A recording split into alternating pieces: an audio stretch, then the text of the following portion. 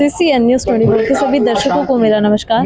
दर्शकों, आप मेरे पीछे ये बैनर देख सकते हैं। इसमें लिखा है जयतु मिथिला, जयतु मैथिली, जयतु माँ जानकी। माँ जानकी हमारे में सीता माता को कहा जाता है। और भीख नाही अधिकार चाहिए, हमरा मिथिला राज्य चाहिए।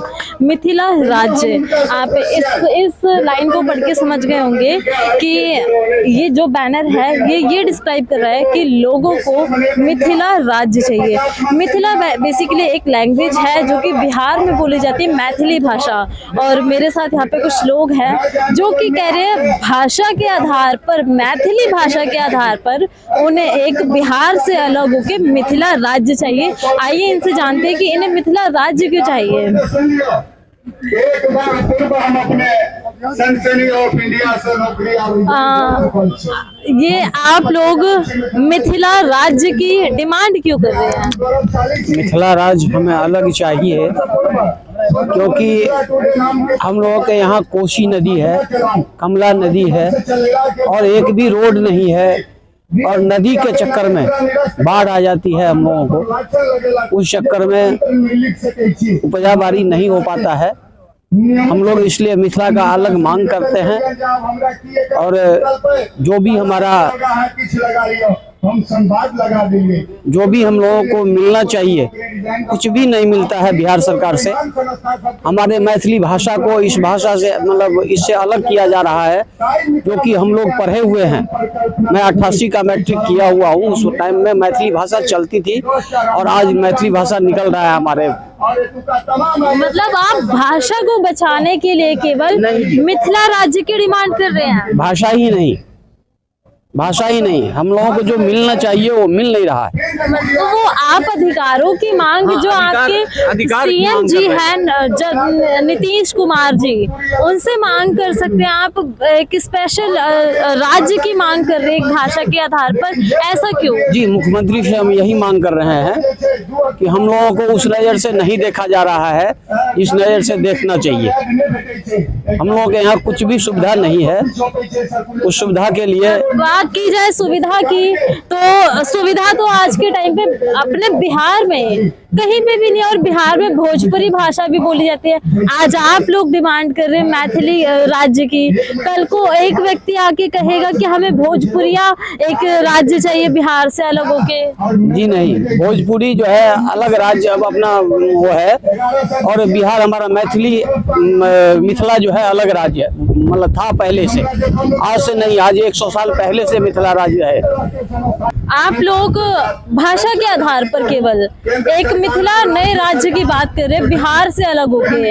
ऐसे तो बिहार में भोजपुरी भाषा भी बोली जाती है, कल को वो भी कहेंगे कि भाषा के आधार पर हमें बिहार से अलग होना, भोजपुरी राज्य चाहिए। ये तो भाषा के आधार पे यदि बंटवारे की बात कर रहे हैं तो 1956 तक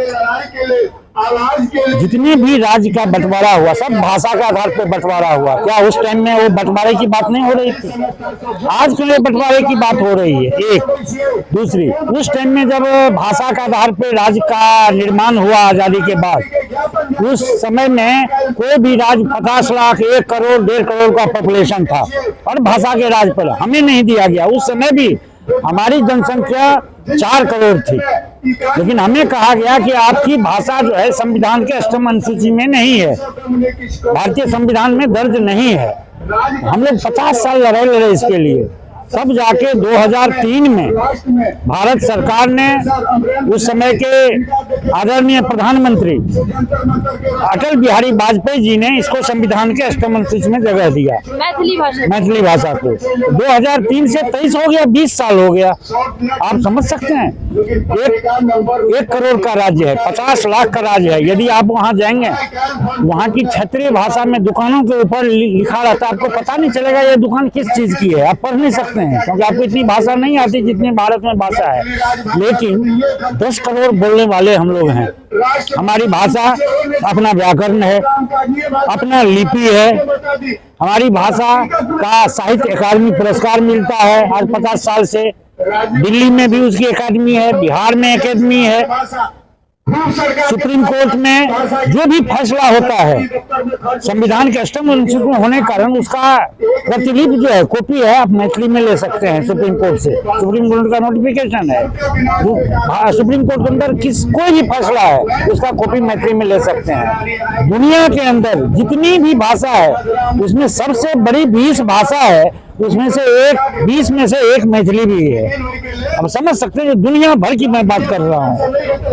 और इतना होने के बाद आप मैथिली भाषा को प्राथमिक शिक्षा में पढ़ाई नहीं करवा रहे हैं वहाँ पे। मतलब भाषा के आधार पर आप लोगों के साथ भेदभाव हो रहा है। आप भाषा के आधार पे, खाली भाषा के आधार पे भेदभाव नहीं है, ये भाषा का ही आंदोलन खाली नहीं है। हमारा मुख्य मांग है प्रत्यक्ष मिथिला राज। भाषा है, सभ्यता है, संस्कृति है। आज आप देख सकते हैं कि बिहार के अंदर बाढ़ से हर साल सैकड़ों गांव डूब जाता है। लोग पलायन करके दिल्ली, बम्बई झोपड़ियों में जाके रहते हैं, जबकि उनका अच्छा वहाँ खेत है, 2-4 एकड़ के मालिक हैं, लेकिन उनका कुछ बचता नहीं है। उसके लिए क्या करना होगा?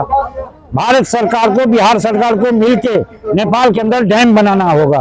उस डैम से बिजली भी उत्पादन होगा और बाढ़ की समस्या का निदान होगा, लेकिन ये लोग नहीं कर रहे हैं। इससे मैथिली राज्य का क्या कनेक्शन है?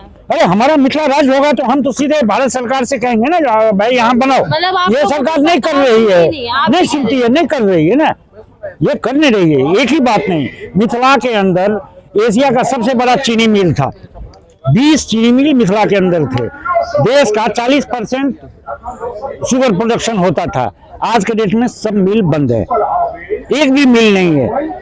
गिन चुन के 2-3 मिल है 28 मिल में से। जो एशिया का सबसे बड़ा मिल था वो बंद है आज के डेट में।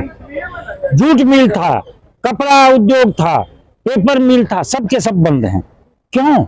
ये सरकार उस तमाम मिलों को बंद कर और उसके बाद उसका सामान जो है सबको आने पाने दाम पे बेच के घूस कमा रही है। हर साल बाढ़ आती है, उस पर अरबों रुपया खर्च होता है और उस अरबों रुपया घोटाला होता है। वो लोग कमाने का साधन बनाया हुआ है। आज यदि मिथिला में बाढ़ का समस्या, उनका अरबों रुपया का कमाने का धंधा खत्म हो जाएगा। बाढ़ की समस्या नहीं करना चाहते हैं, निदान नहीं करना चाहते हैं। आज मिथिला के अंदर, अब समझिए यूपी है, यहाँ लखनऊ में भी सुप्रीम कोर्ट है, हाई कोर्ट है, इलाहाबाद में हाई कोर्ट है। आज वो बाढ़ ग्रसित इलाका है, उन्हें यदि आना पड़ता है न्यायालय, उच्च न्यायालय, उनको 2 दिन लग जाता है आने में। क्यों नहीं एक आप मिथिला के अंदर में बेंच देते हैं हाई कोर्ट का?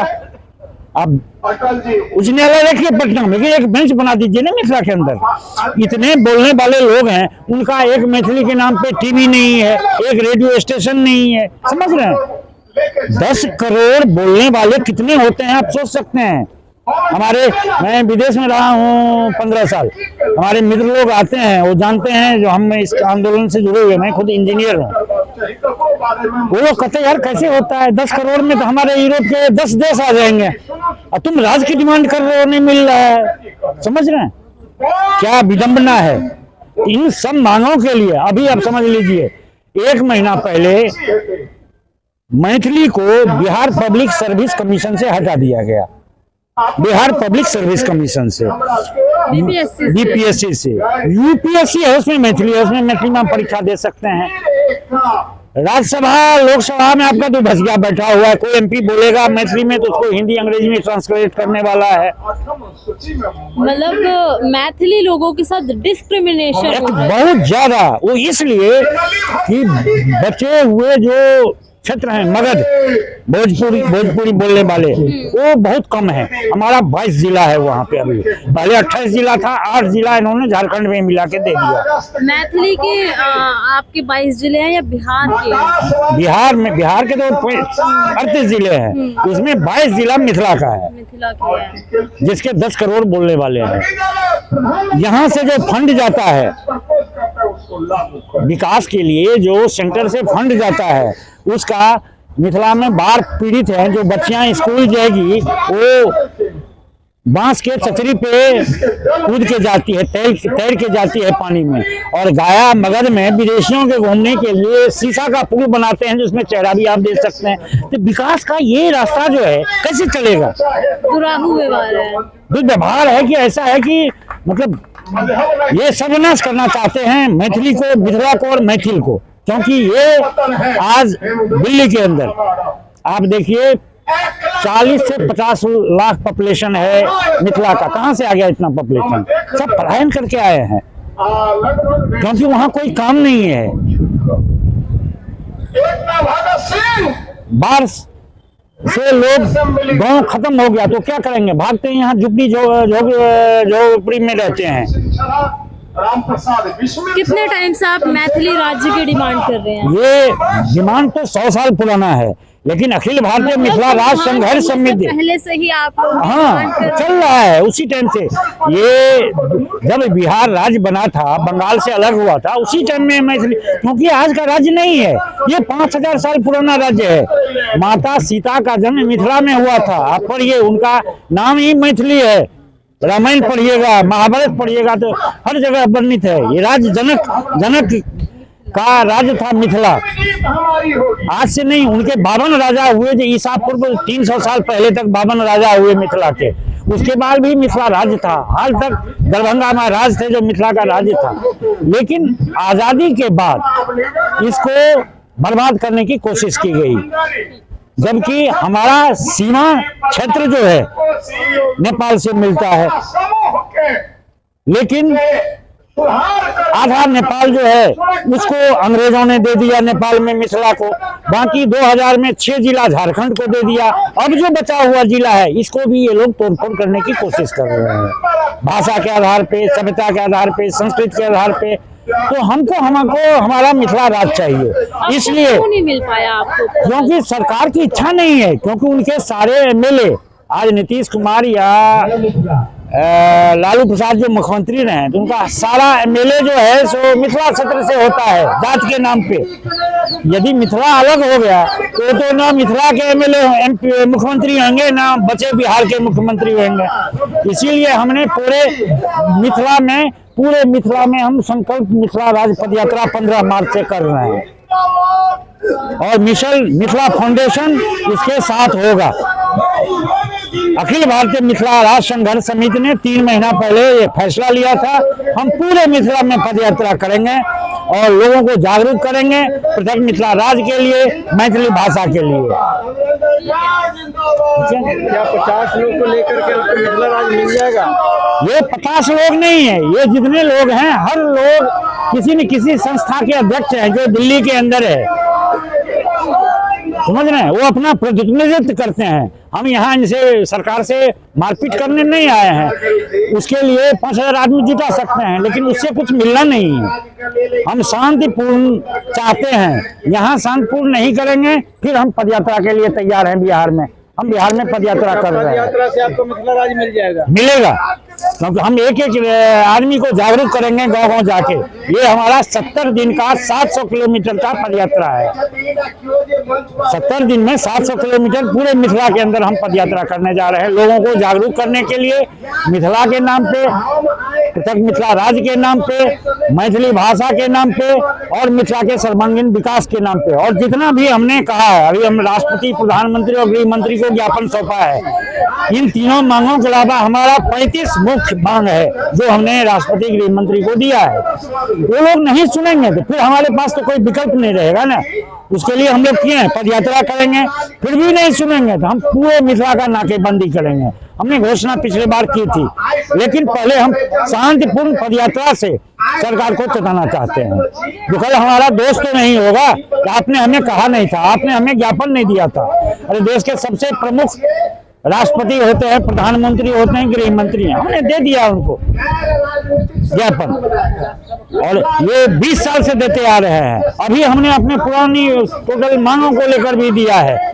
तो हम देखते हैं ये लोग क्या करते हैं, क्या एक्शन लेते हैं। फिर बिहार सरकार से हमारी लड़ाई चलती रहेगी। बिहार सरकार तो विशेष राज्य का दर्जा मांग रही है, वो तो अभी तक मिला नहीं है।